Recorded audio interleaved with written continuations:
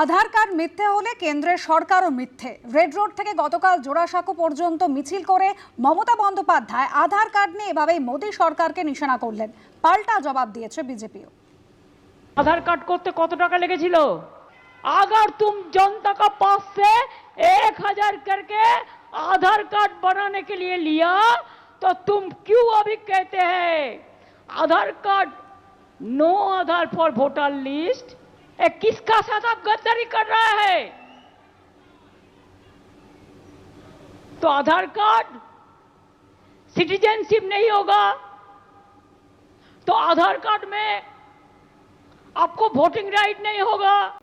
আধার card কারা বানাতে পারে? আধার কার্ড তো যে কেউ বানাতে পারে। নিয়মে স্পষ্ট লেখা রয়েছে any foreign national, even any foreign national who have resided 182 days in India they can make Aadhaar card.